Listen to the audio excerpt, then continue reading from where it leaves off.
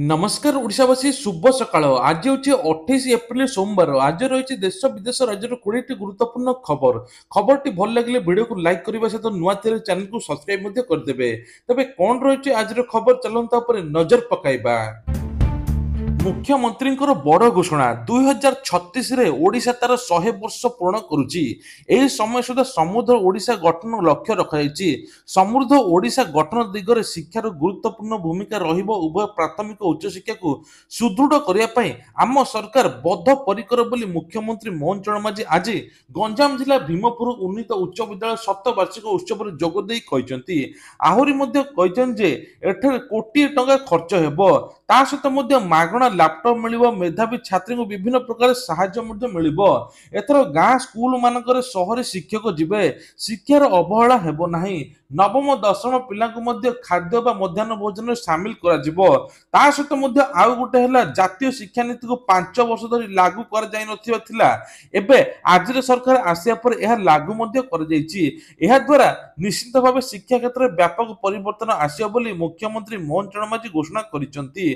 जातीय शिक्षा नीति 2020 अनुଯାयी प्राक प्राथमिक श्रेणी शिक्षा एवं शिशु बाटिका आरंभ करिचु नूतन जातीय शिक्षा नीति आधार ओडिशा निपुण पुंजी निवेशन आरंभ होईची एतरे छात्र छात्री मौलिक साक्षरता और संख्या ज्ञान वृद्धि पाई व्यवस्था मध्ये करा जाउची तबे आहुरी मध्ये कयाछि 5टी स्कूल एक प्रहसन थिला जेबे 16% स्कूल इंटरनेट संयोग कर डिजिटल स्कूल नारे प्रहसन चलीथिला वास्तव रे क्षेत्र में पिला मानकर उत्तम शिक्षा दान पाई कोनोसी पदक्षेप नथिला स्कूल शिक्षक मध्ये नथिले कोठी गोटे शिक्षक स्कूल चली तो कोठी 10टी शिक्षक पिला नथिले एने कि मध्ये सब तदारक चलला एथर पिला मानको मुख्यमंत्री पोषण योजना रे मध्ये शामिल करा गला आ पिला मानको किभଳି गुणात्मक मान वृद्धि करा जिवो से ने कि मध्ये व्यवस्था करा गला एथर खेलो इंडिया रे मध्ये पिला मानको शामिल करा जिवो समस्त प्रकार व्यवस्था हेउ बोली एपटे मुख्यमंत्री मोहन चरण माझी घोषणा करिसंती ता सहित मध्ये गंजाम जिल्लार युवक युवती मानक पई नियुक्ति पत्र सृष्टि करिया पई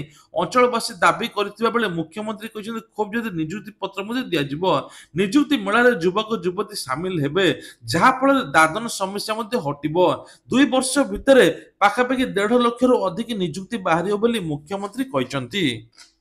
ओडिशा रे मोबाइल सेवा फेब्रुआरी 2 लाख ग्राहक कंपनी बदलैचंती तबे एपटे प्रतिटी गाँ गहड़ी लागिबो नेटवर्क कोनोसी नेटवर्क समस्या हेबो नाही ओडिशा रे पाखापाखि 1,92,60,000 लोक कंपनी बा ऑपरेटर बदलैलेनी चलित वर्ष जनवरी मासरे एमानक संख्या 1,90,70,000 रहितिला चलित सप्ताह भारतीय टेली नियामक बोर्ड ट्राई पक्षर उद्यम जारी रहिछि एक रिपोर्ट रु जणा पड़ी जे फेब्रुआरी रे मासरे लोक 1,82,060 वृद्धि घटिछि एमानक भितर जियो सर्वाधिक 1,14,000 रहिछि तबे नूतन ग्राहक मध्ये जोड़ी होउछन्ति गाँ रे नेटवर्क समस्या हटिबा फल लोके नूतन ग्राहक जमा होउछन्ति जहा फल समस्त प्रकार व्यवस्था मध्ये करछन्ति सरकार प्रतिटी गाँ रे नेटवर्क समस्या रहिबो नाही प्रतिटी गाँ रे नेटवर्क दिया जिवो जहा फल गोटे साधारण परिवारटी मध्ये मोबाइल टे यूज करि परिबो केवल कथाबार्ता नुहे इंटरनेट भलिया सुविधा मध्ये पाई परिबो बोली एपटे मंत्री सब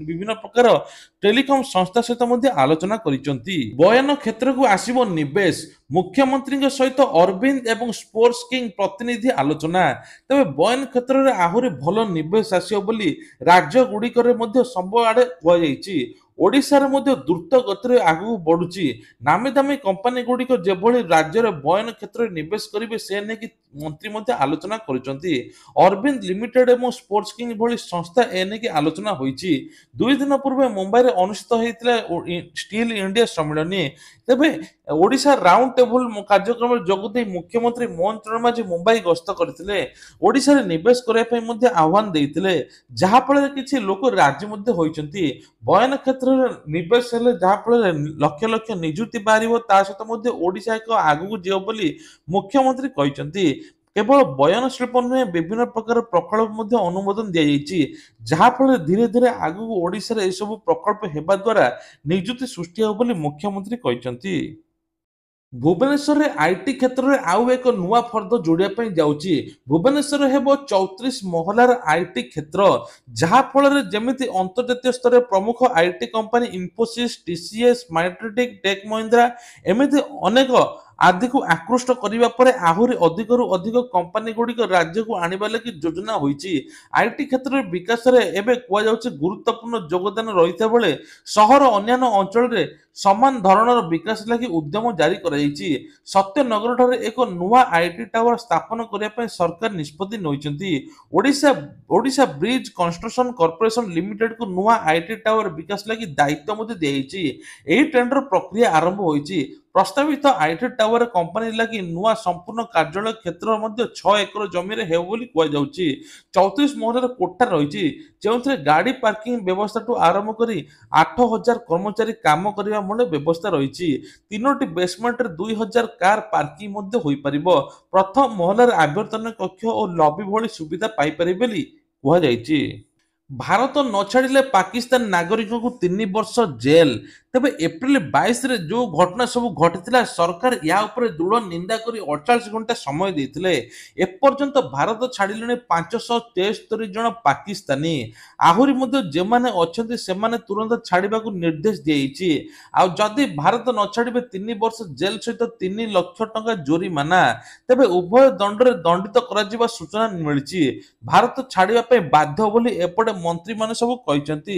ତେଣୁ ଯେକୌଣସି ସମୟରେ ଆପଣମାନେ ଭାରତ ଛାଡ଼ିବା ଦରକାର ବୋଲି ଏପଟେ ରୋକଠୋକ ଶୁଣାଇଛନ୍ତି। ଆଉ ଦୟା ମାୟା ନାହିଁ। ଶେଷ ତାରିଖ ହେଉଛି ଏପ୍ରିଲ 29 ତାରିଖ। ଏପ୍ରିଲ 29 ତାରିଖ ପୂର୍ବରୁ ଭାରତ ଛାଡ଼ିବା ପାଇଁ କଡ଼ା ନିର୍ଦ୍ଦେଶ ଦିଆଯାଇଛି। ମେ 1 ପର୍ଯ୍ୟନ୍ତ ବିଭିନ୍ନ ସ୍ଥାନରେ ବର୍ଷା ସମ୍ଭାବନା। ସୂଚନା ଜାରି କଲା ଆଞ୍ଚଳିକ ପାଣିପାଗ ବିଭାଗ। ପ୍ରବଳ ଖରା ସାଙ୍ଗକୁ ଗୁଳୁଗୁଳିର ହନ୍ତସନ୍ତ ହେଉଥିଲେ ଲୋକେ। ଏହାରି ଭିତରେ ଏକ ଆଶ୍ୱସ୍ତିକର ଖବର ଆସିଛି। ରାଜ୍ୟବାସୀଙ୍କ ମନକୁ ଆଶ୍ୱସ୍ତି ଆଣିଦେଇଛି। ତେବେ ମେ 1 ତାରିଖ ପର୍ଯ୍ୟନ୍ତ ପ୍ରବଳରୁ ଅତି ପ୍ରବଳ ବର୍ଷା ସମ୍ଭାବନା ରହିଛି ବୋଲି ପାଣିପାଗ ବିଭାଗ ସୂଚନା ଦେଇଛି। ତେବେ କୁହାଯାଉଛି ରାଜ୍ୟରେ 50ରୁ 60 କିଲୋମିଟର ବେଗରେ ପବନ ବହିବ। ତା ସହିତ କୁଆପଥର ବର୍ଷା ହେବ ବୋଲି ସମ୍ଭାବନା ରହିଛି। ଏନେକି 16ଟି ଜିଲ୍ଲାକୁ ୟେଲୋ ୱାର୍ଣ୍ଣିଂ ମଧ୍ୟ ଜାରି କରାଯାଇଛି। ପ୍ରତିଦିନ ଭୋର 4ଟାଠୁ ଆରମ୍ଭ କରିକି ସକାଳ 9ଟା ନହେଲେ ସନ୍ଧ୍ୟା 4ଟାରୁ ଆରମ୍ଭ କରି ରାତି 8ଟା ପର୍ଯ୍ୟନ୍ତ ଭିତରେ ବର୍ଷା ସମ୍ଭାବନା ରହିଛି ବୋଲି କୁହାଯାଉଛି। ମଧ୍ୟବିତ୍ତଙ୍କ ଉପରେ ମହଙ୍ଗା ମାଡ଼। 60% ବଢ଼ିଲା କଲ୍ୟାଣୀ ମଣ୍ଡପ ଭଡ଼ା। ବାହାଘର ଋତୁ ଆରମ୍ଭରୁ ନିମ୍ନ ମଧ୍ୟମିତ୍ତ ପରିବାରକୁ ଲାଗିଛି ବଡ଼ ଝଟକା। ନିଜ ଆୟ ବଢ଼ାଇବାକୁ ମଧ୍ୟବିତ୍ତଙ୍କ ତଣ୍ଟିରେ ଏବେ ପକାଇଛି ବିଏମ୍ସି ଅଲଗା ପ୍ରକାର ଚୋଟ। ତେବେ ରକେଟ ମାର୍କା ଭାଗରେ ବଢ଼ିଛି କଲ୍ୟାଣୀ ମଣ୍ଡପ ଭଡ଼ା। 60% ବଢ଼ାଇଛି ବିଏମ୍ସି। ତେବେ କୁହାଯାଉଛି ଗୋଟିଏ ସାଧାରଣ ଲୋକଟିଏ ବିବାହ କରିବା ପାଇଁ ହେଲେ ମଣ୍ଡପ ଖୋଜେ, କିନ୍ତୁ ମଣ୍ଡପରେ 60% ଭଡ଼ା ବଢ଼ିଯାଇଛି, ଯାହା ଜଣେ ସାଧାରଣ ପରିବାର ହୋସ୍ ଉଡ଼େଇ ଦେଉଛି। ଯେଉଁ ମଣ୍ଡପ 30,000 ଟଙ୍କାରେ ବୁକିଂ ହେଉଥିଲା, ସେଥିପାଇଁ ଏବେ 48,000 ଦେବାକୁ ପଡ଼ିବ। ବିଏମ୍ସିର ଏବେ ମଧ୍ୟବିତ୍ତଙ୍କ ମାରଣା ନୀତିକୁ ସବୁ ମହଲରେ ନିନ୍ଦା ମଧ୍ୟ କରାଯାଉଛି। ବିଏମ୍ସିର ଏଭଳି ଉପରମୁହାଁ ଭଡ଼ା ମଧ୍ୟବିତ୍ତ ପରିବାରର ରକ୍ତଚାପ ବଢ଼ାଇ ଦେଇଛି। ବିଏମ୍ସି ପକ୍ଷରୁ ଏବେ ଭୁବନେଶ୍ୱର କଲ୍ୟାଣୀ ମଣ୍ଡପ କମ୍ୟୁନିଟି ସେଣ୍ଟର ଦର ବଢ଼ିଛି। ୟୁନିଟ୍ 6 କଲ୍ୟାଣୀ ମଣ୍ଡପ ଦର ପୂର୍ବରୁ 26,000 ଧାର୍ଯ୍ୟ ହୋଇଥିଲା। ଏଥିରେ ମଧ୍ୟ ରାଜ୍ୟ ଏବଂ ଜିଏସ୍ଟି ମିଶାଇ ମୋଟ 30,000 ଟଙ୍କା ଦେବାକୁ ପଡୁଥିଲା। ଏହି ଦର ଏବେ 60% ବଢିଛି। ଏକାଥରକେ 18,000 ଟଙ୍କା ବଢାଇଛି ବିଏମ୍ସି, ଯାହା ଫଳରେ ପାଖାପାଖି 48,000 ପଡିବ ବୋଲି କୁହାଯାଉଛି। ସେହିଭଳି ରାଜଧାନୀରେ ମୋଟ 8ଟି କଲ୍ୟାଣୀ ମଣ୍ଡପ କମ୍ୟୁନିଟି ସେଣ୍ଟର ରହିଛି। ସବୁ ଜାଗାରେ ବଢିଛି ଦର ବୋଲି କୁହାଯାଉଛି। ବଦଳିବ ମୁଖ୍ୟମନ୍ତ୍ରୀଙ୍କର ଜନ ଅଭିଯୋଗ ଶୁଣାଣି ପ୍ରକୋଷ୍ଠ ଠିକଣା। ୟୁନିଟ୍ 2 କ୍ୟାପିଟାଲ ନର୍ସରୀ ପାଖକୁ ଉଠିଯିବ। ମୁଖ୍ୟମନ୍ତ୍ରୀ କ୍ୱାର୍ଟର୍ସ ଠିକଣା ବଦଳିବା ପରେ ମୁଖ୍ୟମନ୍ତ୍ରୀଙ୍କ ଅଭିଯୋଗ ପ୍ରକୋଷ୍ଠ ଠିକଣା ବଦଳିବା ପାଇଁ ଯାଉଛି। 1995 ଠାରୁ ଏଜି ଛକ ରାଜଭବନ ରାସ୍ତାରେ ଏହି ଅଭିଯୋଗ ପ୍ରକୋଷ୍ଠ ରହି ଆସିଥିଲା। ଦୀର୍ଘ 30 ବର୍ଷ ପରେ ଏହି ଠିକଣା ବଦଳିବା ପାଇଁ ଯାଉଛି। ମୁଖ୍ୟମନ୍ତ୍ରୀ ମୋହନ ଚରଣ ମାଝୀ ଏହାକୁ ମଞ୍ଜୁରି ଦେଇଛନ୍ତି। ୟୁନିଟ୍ 2 କ୍ୟାପିଟାଲ ନର୍ସରୀକୁ ଲାଗି ରହିଥିବା ମଣ୍ଡଳ ସାଧାରଣ କେନ୍ଦ୍ର ପୁରୁଣା ଅଙ୍ଗନବାଡି କେନ୍ଦ୍ର ପରିସରରେ ମୁଖ୍ୟମନ୍ତ୍ରୀଙ୍କ ନୂଆ ଅଭିଯୋଗ ପ୍ରକୋଷ୍ଠ ତିଆରି ହେବ। ଗଣଶିକ୍ଷା ବିଭାଗ ଅଧୀନରେ ଏହି ମଣ୍ଡଳ ସାଧନା କେନ୍ଦ୍ରରେ ଶିକ୍ଷକମାନଙ୍କୁ ତାଲିମ ଦିଆଯାଇଥାଏ। ତେବେ ସ୍ଥାନୀୟ ଅଞ୍ଚଳରେ 2ଟି ଅଙ୍ଗନବାଡି କେନ୍ଦ୍ର ମଧ୍ୟ ଏହି ପରିସରରେ ଚାଲୁଥିଲା। ଏହି ସ୍ଥାନରେ ଠିଆ ହେବ ସ୍ଥାୟୀ ଅଭିଯୋଗ ପ୍ରକୋଷ୍ଠ କେନ୍ଦ୍ର। ମୁଖ୍ୟମନ୍ତ୍ରୀ ସୋମବାର ଦିନ ଏଠାକୁ ଆସି ଲୋକଙ୍କର ଅଭିଯୋଗ ଶୁଣିବେ। ଏଥିପାଇଁ ନୂଆ ପ୍ରତୀକ୍ଷାଳୟ ତିଆରି ହେବ। ଏଠାରେ 500ରୁ 700 ଲୋକ ବସି ଅପେକ୍ଷା କରିବା ପାଇଁ ସୁବିଧା ରହିବ। ସେଣ୍ଟ୍ରାଲ ଏସି ମଧ୍ୟ କରାଯିବ। ଅଭିଯୋଗ ଦେବାକୁ ଥିବା ଅଧିକ ଲୋକେ ଆସୁଥିବାରୁ ଏକାଧିକ ଶୌଚାଳୟ କମ୍ପ୍ଲେକ୍ସ ତିଆରି ଯିବ। ତା ସହିତ ମଧ୍ୟ ମୁଖ୍ୟମନ୍ତ୍ରୀଙ୍କୁ ବସି ଅଭିଯୋଗ ଶୁଣିବା ଏକ ବଡ଼ ହଲରେ ବୋଲି କୁହାଯିବ। ଅଫିସରଙ୍କ ପାଇଁ ସ୍ୱତନ୍ତ୍ର ପ୍ରକୋଷ୍ଠ ରହିବ। ତା ସହିତ ମଧ୍ୟ ସୁରକ୍ଷା ପାଇଁ ସ୍ୱତନ୍ତ୍ର ବ୍ୟବସ୍ଥା କରାଯିବ। ମୁଖ୍ୟମନ୍ତ୍ରୀ ଏହି ଅଭିଯୋଗ ପ୍ରକୋଷ୍ଠ ତିଆରି ପାଇଁ 15 କୋଟି ଟଙ୍କା ଖର୍ଚ୍ଚ ହେବ। ନୂଆ ନିର୍ମାଣ ସହିତ ପୁରୁଣା କୋଠାକୁ ନବୀକରଣ କରାଯିବ। ଏହାକୁ ସମ୍ପୂର୍ଣ୍ଣ ରୂପେ ନୂଆ କରାଯିବ। ଏଥିପାଇଁ ପୂର୍ତ୍ତ ବିଭାଗ ଟେଣ୍ଡର ଆହ୍ୱାନ କରାଯାଇଛି। ଲୋକଙ୍କ ପାଇଁ ଗାଡ଼ି ପାର୍କିଂ ଆଖପାଖ ପଡ଼ିଆରେ ସ୍ୱତନ୍ତ୍ର ବ୍ୟବସ୍ଥା ରହିବ। ଖୁବ୍ ଶୀଘ୍ର କାମ ଆରମ୍ଭ ହେବ ବୋଲି ମନ୍ତ୍ରୀ କହିଛନ୍ତି। ଖରାଦିନେ ଫ୍ୟାସନରେ ଯୋଡ଼ି ହୋଇଛି ଖଦି। ତେବେ ଖରାଦିନେ ଖଦି ନିର୍ମିତ ଶାଢ଼ୀ ଓ ପୋଷାକର ଏବେ ଚାହିଦା ଦେଖିବାକୁ ମିଳୁଛି। ରୁମାଲ ଗାମୁଛା ସହିତ ଏବେ ଖଦି ଉତ୍ପାଦନ ବିଭିନ୍ନ ବସ୍ତ୍ର କେବଳ ଚାହିଦା ବଢ଼ୁନି, ବରଂ ଫ୍ୟାସନ ଶିଳ୍ପରେ ମଧ୍ୟ ଖଦିର ଆଧିପତ୍ୟ ଦେଖିବାକୁ ମିଳୁଛି। ଦେଶ ବିଦେଶରେ ଫ୍ୟାସନ ଡିଜାଇନର ଖଦିକୁ ବ୍ୟବହାର କରି ଭଳିକି ଭଳି ଆକର୍ଷଣୀୟ ପୋଷାକ ତିଆରି ସାରୁଛି, ଯାହାକି ସେଲିବ୍ରିଟିଠୁ ଆରମ୍ଭ କରି ଗୋଟେ ସାଧାରଣ ଲୋକ ମଧ୍ୟ ବ୍ୟବହାର କରୁଛି। ବିଶେଷ କରି ଯୁବପିଢ଼ିଙ୍କ ମଧ୍ୟରେ ଖଦିର ଆଦର ପୂର୍ବ ଅପେକ୍ଷା ଅଧିକ ବଢ଼ିବାରେ ଲାଗିଛି। ମହାତ୍ମା ଗାନ୍ଧୀଙ୍କ ଦ୍ୱାରା ତିଆରି ହୋଇଥିବା ଖଦି ଯୁବପିଢ଼ିଙ୍କ ଚାହିଦାକୁ ଦୃଷ୍ଟିରେ ରଖି ପରିଭାଷା ବଦଳାଇଛି। ଏବେ କିନ୍ତୁ କୁହାଯାଉଛି ଯେ ବଦଳିନି ମୌଳିକତା। ପୂର୍ବରୁ ମାତ୍ର 2 ପ୍ରକାର ରଙ୍ଗରେ ଉପଲବ୍ଧ ହେଉଥିଲା ଖଦି, ଆଉ 30ରୁ ଉର୍ଦ୍ଧ୍ୱ ପ୍ରକାର ଏବେ ରଙ୍ଗ ମଧ୍ୟ ପହଞ୍ଚିଛି। ତେବେ ଫଳରେ ଫ୍ୟାସନ ଦୁନିଆଠୁ ଆରମ୍ଭ କରି ଖରାରେ ଏହି ଖଦି ବ୍ୟବହାର ମଧ୍ୟ ଅଧିକ ବଢ଼ୁଛି। କୋଣାର୍କ ବାଲୁଖଣ୍ଡ ଅଭୟାରଣ୍ୟର 2 ଭାଗ ଭିନ୍ନ ହୋଇଗଲେ ବନ୍ୟଜନ୍ତୁ। ନିଦରେ ପ୍ରଶାସନ। ବିଶ୍ୱ ପ୍ରସିଦ୍ଧ ପର୍ଯ୍ୟଟନ କ୍ଷେତ୍ର କୋଣାର୍କ ଚନ୍ଦ୍ରଭାଗା ସମୁଦ୍ର କୂଳରୁ ସଂଯୁକ୍ତ କରୁଥିବା ପୁରୁଣା ରାସ୍ତାଟିକୁ ଏବେ ଭାରତ ରାଜପଥ ପ୍ରାଧିକରଣ ତରଫରୁ 6ଟି ଲେନ୍ କରାଯାଉଛି। ଏହି ରାସ୍ତାରେ ମଝିରେ ସିମେଣ୍ଟ ମୂଳଦୁଆ ଏବଂ ତାର ଜାଲି ଡିଜାଇନ ତିଆରି କରାଯାଉଛି। ତା ମଝିରେ ଲାଗିଛି ଫୁଲ ପତ୍ର ଗଛ, ତା ସହିତ ମଧ୍ୟ ରାତି ସାରା ଜଳୁଛି ରଙ୍ଗୀନ ଆଲୋକ। ତାରି ଭିତରେ ଦେଖିବାକୁ ମିଳୁଛି ସୁନ୍ଦର ଲାଗୁଥିଲେ ମଧ୍ୟ ବନ୍ୟଜନ୍ତୁ ପ୍ରାକୃତିକ ପରିବେଶ ପାଇଁ ଗଭୀର ଅଭିଶାପ ପାଲଟିଛି। ଡିଭାଇଡର କୋଣାର୍କ ବାଲୁଖଣ୍ଡ ଅଭୟାରଣ୍ୟରେ ବନ୍ୟଜନ୍ତୁଙ୍କ ମଧ୍ୟରେ ଏକ ସ୍ଥାୟୀ ପାଚେରୀ ଠିଆ ହୋଇଯାଇଛି। ଏହି ପାଚେରୀ ହଟାଇବା ପାଇଁ ଗ୍ରୀନ ଟ୍ରିବ୍ୟୁନାଲ ହୋଇଛି ଅଭିଯୋଗ। କୋଣାର୍କ ବାଲୁଖଣ୍ଡ ଅଭୟାରଣ୍ୟରେ ବିଭିନ୍ନ ରଙ୍ଗର ବନ୍ୟଜନ୍ତୁ ଖୁବ୍ ପ୍ରସିଦ୍ଧ। ଏହି ଅଞ୍ଚଳରେ ବହୁ ସଂଖ୍ୟକ ହରିଣ, ବିଲୁଆ, ହେଟା, କୋକିଶିଆଳି ଓ ଅନ୍ୟ ପ୍ରକାର ପକ୍ଷୀ, ସାପ ଓ ଅନ୍ୟାନ୍ୟ ପ୍ରାଣୀ ବାସ କରନ୍ତି। ଏମିତିକି ପରିବେଶ ଭିତ୍ତିକ ସମ୍ବେଦନଶୀଳ ମଧ୍ୟରେ ଯେତେବେଳେ ରାସ୍ତା ଅନ୍ୟାନ୍ୟ କାର୍ଯ୍ୟକ୍ରମ ହୁଏ, ସେଥିରେ ବନ୍ୟଜନ୍ତୁଙ୍କୁ ଚଳାଚଳ ବ୍ୟବସ୍ଥା ମଧ୍ୟ ରଖିବା ଦରକାର। କିନ୍ତୁ ଦୁଃଖର ବିଷୟ ଯେ ଏପର୍ଯ୍ୟନ୍ତ କୌଣସି ଏଭଳି ବ୍ୟବସ୍ଥା କରାଯାଇ ନାହିଁ। ଚନ୍ଦ୍ରଭାଗା ମଧ୍ୟରେ 3 କିଲୋମିଟର ବ୍ୟାପୀ 6ଟି ନୂଆ ଲେନ୍ ପ୍ରସ୍ତୁତ ହୋଇଛି। କିନ୍ତୁ ବନ୍ୟଜନ୍ତୁ ପ୍ରତି ଏତେ ଅନ୍ୟାୟ କାହିଁକି, ସେ ନେଇକି ମଧ୍ୟ ଅବସ୍ଥା ଘେରି ରହିଛି। ତେବେ ବନ୍ୟଜନ୍ତୁଙ୍କ ଜୀବନଚକ୍ର ନିଜସ୍ୱ ପ୍ରାକୃତିକ ଅଧିକାର ଉପରେ ଅମାନବୀୟ ଆକ୍ରମଣ ବୋଲି ଏପଟେ କହିଛନ୍ତି। ଗ୍ରୀନ ଟ୍ରିବ୍ୟୁନାଲ ଏ ନେଇକି ଅଭିଯୋଗ ମଧ୍ୟ କରିଛି। ମହିଳା କିଣିଛନ୍ତି 69 ଲକ୍ଷ କୋଟିର ସୁନା। 15 ବର୍ଷରେ 12,000 ଟନ୍ ସୁନା ପ୍ରତି ଭାରତୀୟ ମହିଳାଙ୍କ ଆକର୍ଷଣ କାହାକୁ ଅଛପା ନାହିଁ।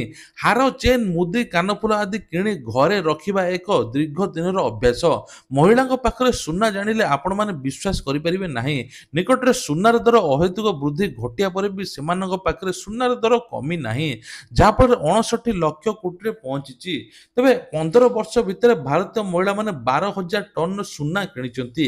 ସେଥିମଧ୍ୟରୁ 8,696 ଟନ୍ ବିଭିନ୍ନ ପ୍ରକାର ଗହଣା ହୋଇଥିବା ବେଳେ ଅବଶିଷ୍ଟ 3,310 ଟନ୍ ହେଉଛି ସୁନା ବାର କଏନ୍। ପ୍ରତିବର୍ଷ ସୁନା ମୂଲ୍ୟ ବଢ଼ିଥିବା ହେତୁ ତଥାପି ଗ୍ରାହକଙ୍କ ମନରେ ଜମୁଛି ଆହୁରି ଭିଡ଼। ପ୍ରତିବର୍ଷ ଗ୍ରାହକଙ୍କ ସଂଖ୍ୟା ମଧ୍ୟ ବଢ଼ୁଛି। ଆଉ ପାଖାପାଖି ମହିଳାଙ୍କ ପାଖରେ ଦେଖିବାକୁ ମିଳୁଛି ସୁନା। ସୁନା କିଣି ଘରେ ରଖିବା ଅଭ୍ୟାସ ହୋଇଛି ମହିଳାଙ୍କର। ତେବେ ସୁନା ଦର ଏବେ 1 ଲକ୍ଷ ଟଙ୍କାରେ ଖୁବ୍ ଜଲ୍ଦି ପହଞ୍ଚିବାରେ ଲାଗିଛି। ଏପଟେ ସରକାରଙ୍କ ଘୋଷଣା ପରେ କିଛି ସୁନା ଦର କମିଥିଲା, ପୁଣି ଏବେ ଆଉଥରେ ମଧ୍ୟ ସୁନା ଦର 2,000 ଟଙ୍କା ବଢ଼ିଛି। ସୁନା ଦର 1 ଲକ୍ଷରେ ପହଞ୍ଚିବା ପରେ ପୁଣି ହଠାତ୍ 2,000, 3,000, 5,000 ଅକ୍ଷୟ ତୃତୀୟା ଦିନ ମଧ୍ୟ ସୁନା ଦର କମିବ ବୋଲି କୁହାଯାଉଛି, ଯାହାଫଳରେ ଗ୍ରାହକଙ୍କ ମନରେ ଉତ୍ସାହ ଭରି ରହିଛି। ପାକିସ୍ତାନୀ ହିନ୍ଦୁ ଚାରିଧାମ ଯାତ୍ରା ଉପରେ ବ୍ୟାନ୍ ଲଗାଇଲା ଭାରତ। ଜାମ୍ମୁ କାଶ୍ମୀର ପହଲଗାମରେ ଆତଙ୍କବାଦୀ ଆକ୍ରମଣ ପରେ ଭାରତ ପାକିସ୍ତାନ ବିରୁଦ୍ଧରେ ଲଗାତାର କଠୋର ପଦକ୍ଷେପ ନେଉଛି। ଭାରତ ପ୍ରଥମେ ସିନ୍ଧୁ ଜଳ ପାଣି ବନ୍ଦ କରିଥିଲା, ପୁଣି ପାଣି ଛାଡ଼ିଲା, ବନ୍ୟା ହେଲା। ତା ସହିତ ମଧ୍ୟ ଏବେ ପାକିସ୍ତାନକୁ 48 ଘଣ୍ଟା ଭିତରେ ଭାରତରୁ ବାହାରି କରୁଛି। ତେବେ କେନ୍ଦ୍ର ସରକାର ଆକ୍ରମଣରେ ଏଥର କଠୋର ନିଷ୍ପତ୍ତି ନିଆଯାଉଛି। ଏଥର ମଧ୍ୟ ଚାରିଧାମ ଉପରେ ସୁଦ୍ଧା ବ୍ୟାନ୍ ଲଗାଯାଇଛି। ସରକାରଙ୍କ ଏଭଳି ନିଷ୍ପତ୍ତି ପରେ ଚାରିଧାମ ଯାତ୍ରା ପଞ୍ଜୀକରଣ କରିଥିବା 77 ଜଣ ପାକିସ୍ତାନୀ ହିନ୍ଦୁ ଶ୍ରଦ୍ଧାଳୁ ଯାତ୍ରା କରିପାରିବେ ନାହିଁ। ତେବେ ଚାରିଧାମ ଯାତ୍ରାକୁ ନେଇ ଉକ୍ତରେ ଉତ୍ସାହ ଦେଖିବାକୁ ମିଳୁଥିଲା। ଏପର୍ଯ୍ୟନ୍ତ 21 ଲକ୍ଷରୁ ଅଧିକ ଲୋକ ନିଜ ପଞ୍ଜୀକରଣ କରିଥିଲେ। ବିଦେଶରୁ 24,729 ଜଣ ଭକ୍ତ ଯାତ୍ରାରେ ଅଂଶଗ୍ରହଣ କରିବାକୁ ପଞ୍ଜୀକରଣ କରିଥିଲେ। ଏହା ସହିତ ଏହି ଯାତ୍ରାରେ ଅଂଶଗ୍ରହଣ କରିବା ପାଇଁ ପାକିସ୍ତାନରୁ 77 ଜଣ ଶ୍ରଦ୍ଧାଳୁ ଥିଲେ, ତେଣୁ ତୁରନ୍ତ ତାଙ୍କୁ ବାହାର କରାଯାଇଛି। ତେବେ ଏପଟେ ସରକାର ନୂଆ ନିୟମ ଆଣିଛନ୍ତି। ପାକିସ୍ତାନୀ କେବେ ବି ହିନ୍ଦୁ ଚାରିଧାମ ଯାତ୍ରା କରିପାରିବେ ନାହିଁ। ସମ୍ପୂର୍ଣ୍ଣ ବ୍ୟାନ୍ ମଧ୍ୟ କରାଯାଇଛି। ଓଡ଼ିଶା ଷ୍ଟାଫ୍ ସିଲେକ୍ସନ କମିଶନ ବା ଓଏସ୍ଏସସି ଦ୍ୱାରା ଆୟୋଜିତ ପରୀକ୍ଷାରେ ପ୍ରଶ୍ନପତ୍ରରେ ତ୍ରୁଟି ପରିଲକ୍ଷିତ ହୋଇଛି, ଯାହାକୁ ନେଇ ଛାତ୍ରଛାତ୍ରୀଙ୍କ ମନରେ ଅସନ୍ତୋଷ ପ୍ରକାଶ ପାଇଛି। ତେବେ ଘଟଣାର ସର୍ବସମ୍ମୁଖକୁ ଆସିବା ପରେ ଏବେ ଓପିଏସସି କର୍ତ୍ତୃପକ୍ଷ ନୋଟିସ୍ ଜାରି କରି ନିଜର ତ୍ରୁଟି ସ୍ୱୀକାର କରିଛନ୍ତି। ରବିବାର ଦିନ ଓଏସ୍ସିର ଏକ୍ସାଇଜ୍ ଏବଂ ଟ୍ରାଫିକ୍ ଏସ୍ଆଇ ପରୀକ୍ଷା ଅନୁଷ୍ଠିତ ହୋଇଥିଲା, ଯେଉଁଠି ଏଭଳି ଗୁରୁତର ସମସ୍ୟା ପରିଲକ୍ଷିତ ହୋଇଥିଲା। ସୂଚନା ଅନୁଯାୟୀ ଆଜି ଓସିଏମ୍ଏନ୍ 2023 ଆନ୍ଥୋପୋଲୋଜିର ଦୁଇଟି ପେପର ଥିଲା। ତେବେ ପୂର୍ବାହ୍ନରେ 9ଟାରୁ 12ଟା ପର୍ଯ୍ୟନ୍ତ ଆନ୍ଥୋପୋଲୋଜିର ପ୍ରଥମ ପେପର ସରିଥିଲା। ଅପରାହ୍ନ 2ଟାରୁ 5ଟା ଭିତରେ ମଧ୍ୟ ଦ୍ୱିତୀୟ ପେପର ଥିଲା। ପ୍ରଥମ ପେପର ପରୀକ୍ଷାରେ କିଛି ତ୍ରୁଟି ମଧ୍ୟ ଦେଖିବାକୁ ମିଳୁଥିଲା। ତେବେ ଏ ନେଇକି ମଧ୍ୟ ବିଭିନ୍ନ ପ୍ରକାର ସମସ୍ୟା ଉପୁଜିଛି। ଭାରତରେ 10%ରୁ ଅଧିକ ଇଲେକ୍ଟ୍ରିକ୍ ଗାଡ଼ି ଚାଲୁଛି। ତେବେ ବିଶ୍ୱର ପ୍ରଥମ ଇଲେକ୍ଟ୍ରିକ୍ ରାସ୍ତା ହେବ, ଯାହାଫଳରେ ଗାଡ଼ି ଚାଲୁଥିବ, ଅଟୋମେଟିକ୍ ଚାର୍ଜ ହେଉଥିବ। ଏଭଳି କରିକି ଦେଖେଇବ ସ୍ୱିଡେନ୍। ତେବେ କୁହାଯାଉଛି ବାହାର କଣ୍ଟ୍ରି ମାନଙ୍କରେ ଏସବୁ ବ୍ୟବସ୍ଥା କରାଯିବ। ପାଖାପାଖି 3000 କିଲୋମିଟର ହେବ। ଗୋଟିଏ କିଲୋମିଟର ପିଛା $1 ମିଲିୟନ ଖର୍ଚ୍ଚ ହେବ ବୋଲି କୁହାଯାଉଛି। ତେବେ ରାସ୍ତାରେ ମଧ୍ୟ ଭାରତରେ ମଧ୍ୟ କୁହାଯାଉଛି ଯେ ଚାର୍ଜିଂ ଷ୍ଟେସନ ହେବ। ଗଳିକନ୍ଦିରେ ଲାଗିବ ଚାର୍ଜିଂ ଷ୍ଟେସନ। ଚାର୍ଜିଂ ଷ୍ଟେସନ ଦ୍ୱାରା ଏଥର ଆଉ ଲୋକମାନେ ଉପକୃତ ହେବେ। ଗାଡ଼ି ଚାର୍ଜ ନଥାଇ ଲୋକଙ୍କର ଟଲିଠୁ ଆରମ୍ଭ କରି ବିଭିନ୍ନ ପ୍ରକାର ଗାଡ଼ିରେ ବୁହାଉଛନ୍ତି, ହେଲେ ଆଉ ଗାଡ଼ି ବୁହାଇବେ ନାହିଁ। ଚାର୍ଜିଂ ଷ୍ଟେସନ ହେବା ଦ୍ୱାରା ଲୋକମାନେ ମଧ୍ୟ ଉପକୃତ ହେବେ। ରାସନ କାର୍ଡକୁ ନେଇକି ବଡ଼ ଅପଡେଟ୍। ରାସନ କାର୍ଡ 6 ଲକ୍ଷ ହିତାଧିକାରୀଙ୍କୁ ବାଣ୍ଟିଛନ୍ତି ମୁଖ୍ୟମନ୍ତ୍ରୀ ମୋହନ ଚରଣ ମାଝୀ। ଏପର୍ଯ୍ୟନ୍ତ ବି ପୋର୍ଟାଲ ଖୋଲା ଅଛି। ଆପଣମାନେ ଚାହିଁଲେ ଆବେଦନ କରିପାରିବେ। ଏନେଇ ଖାଦ୍ୟ ଯୋଗାଣ ଖାଉଟି କଲ୍ୟାଣ ମନ୍ତ୍ରୀ କୃଷ୍ଣଚନ୍ଦ୍ର ପାତ୍ର ସୂଚନା ଦେଇଛନ୍ତି। ରାସନ କାର୍ଡ ଆବେଦନ କରିବା ପାଇଁ ଚାହୁଁଥିଲେ ପୋର୍ଟାଲରେ, ନହେଲେ ଆପଣଙ୍କର ଜନସେବା କେନ୍ଦ୍ରରେ ଯାଇ ଆପଣମାନେ ଆବେଦନ କରିପାରିବେ। ପ୍ରକୃତ ଯୋଗ୍ୟ ହିତାଧିକାରୀ ଥିଲେ ରାସନ କାର୍ଡ ମିଳିଯିବ। ରାସନ କାର୍ଡରେ ଏଥର ମଧ୍ୟ ଗହମ ମିଳିବା ପାଇଁ ଯାଉଛି। ଏନେଇକି ମନ୍ତ୍ରୀଙ୍କର ବଡ଼ ସୂଚନା। ତା ସହିତ ମଧ୍ୟ ଆଉ ଗୋଟେ ବଡ଼ ଖବର, ଆୟୁଷ୍ମାନ କାର୍ଡ ଏଥର ପୁଣି ଥରେ ମିଳିବା ପାଇଁ ଯାଉଛି। ଆୟୁଷ୍ମାନ କାର୍ଡ କିଛି ଦିନ ପାଇଁ ବନ୍ଦ ହୋଇଥିଲା, କାହିଁକି ନା ଆୟୁଷ୍ମାନ କାର୍ଡର କିଛି ସଫ୍ଟୱେର ଇସ୍ୟୁ ଯୋଗୁଁ ଓଟିପି ଆସୁନଥିବାରୁ କିଛି ସ୍ଥଗିତ ଥିଲା। ଏବେ ପୁଣି ଅଙ୍ଗନବାଡି କର୍ମୀ ସିଏସସି ସେଣ୍ଟର ଘର ଘର ବୁଲି ଇ କେୱାଇସି କରିବେ। ଇ କେୱାଇସି ପରେ ଆୟୁଷ୍ମାନ କାର୍ଡ ବଣ୍ଟାଯିବ। 3 ମାସ ଭିତରେ 3.5 କୋଟି ଲୋକଙ୍କୁ ବଣ୍ଟାଯିବ ଆୟୁଷ୍ମାନ କାର୍ଡ। ତେଣୁ ଆପଣମାନେ ଯଦି ଆବେଦନ କରିନାହାନ୍ତି ମଧ୍ୟ ଆପଣମାନେ ଆବେଦନ କରିଦିଅନ୍ତୁ, ଯାହାଫଳରେ ଆୟୁଷ୍ମାନ କାର୍ଡ ମଧ୍ୟ ପାଇପାରିବେ। ତେବେ ଭତ୍ତା ଟଙ୍କାକୁ ନେଇକି ବଡ଼ ଅପଡେଟ୍। ଭତ୍ତା ଟଙ୍କା ମଧ୍ୟ ଖୁବ୍ ଜଲ୍ଦି ମିଳିବା ପାଇଁ ଯାଉଛି। 60ରୁ 79 ବୟସର ଲୋକଙ୍କୁ ଭତ୍ତା ଟଙ୍କା ମିଳିବ। ତେବେ କୁହାଯାଉଛି ଆସନ୍ତା ମେ 15 ତାରିଖ ଭିତରେ ଭତ୍ତା ଟଙ୍କା ମିଳିବ ବୋଲି କୁହାଯାଉଛି। ଏପଟେ ଅନ୍ତର୍ଦ୍ଦୟ ଗୃହ ଯୋଜନାରେ ଆଉ ଲକ୍ଷେ ସାମିଲ ହେବେ ବୋଲି ମୁଖ୍ୟମନ୍ତ୍ରୀ କହିଛନ୍ତି। ରବି ନାରାୟଣ ନାୟକ କହିଛନ୍ତି ଯେ ପୂର୍ବରୁ 60,000 ସାମିଲ ଥିଲେ, ଏବେ 1 ଲକ୍ଷ ସାମିଲ ହେବେ, ଯାହାଫଳରେ ତାଙ୍କୁ ମଧ୍ୟ ତୁରନ୍ତ ଘର ଯୋଗାଇ ଦିଆଯିବ। ତେବେ ତା ସହିତ ମଧ୍ୟ ଆଉ ଗୋଟେ ବଡ଼ ଖବର, ସୁଭଦ୍ରା ଯୋଜନାକୁ ନେଇକି ବଡ଼ ଅପଡେଟ୍। ରକ୍ଷାବନ୍ଧନ ଦିନ ସୁଭଦ୍ରା ଟଙ୍କା ମିଳିବ 3ଟି କିସ୍ତି। ତେବେ କୁହାଯାଉଛି ଯେଉଁ 1,70,000 ପେଣ୍ଡିଂ ଥିଲେ ତାଙ୍କୁ ମଧ୍ୟ ମିଳିଗଲା। କଲେଜ ଛାତ୍ରୀମାନେ ଯଦି ଆବେଦନ କରିଛନ୍ତି ତାଙ୍କୁ ମଧ୍ୟ ଭେରିଫାଇ କରାଯିବ। ଯୋଗ୍ୟ ହିତାଧିକାରୀ ଥିବେ ଯଦି ତାଙ୍କୁ ମଧ୍ୟ ଟଙ୍କା ମିଳିବ। ପ୍ରଥମ, ଦ୍ୱିତୀୟ, ତୃତୀୟ କିସ୍ତି ମିଳିବ। ଯେଉଁମାନେ ପ୍ରଥମ ଦ୍ୱିତୀୟ ପାଇଛନ୍ତି ସେମାନେ ଖାଲି ତୃତୀୟ କିସ୍ତି ପାଇବେ। ତେବେ ଇଏ ଥିଲା ଆଜିର ଦେଶ ବିଦେଶ ରାଜ୍ୟର ଗୁରୁତ୍ୱପୂର୍ଣ୍ଣ ଖବର। ଏତେ ସମୟ ଭିଡ଼ିଓ ଦେଖିଥିବାରୁ ଆପଣମାନଙ୍କୁ ଅଶେଷ ଅଶେଷ ଧନ୍ୟବାଦ। ଜୟ ଜଗନ୍ନାଥ।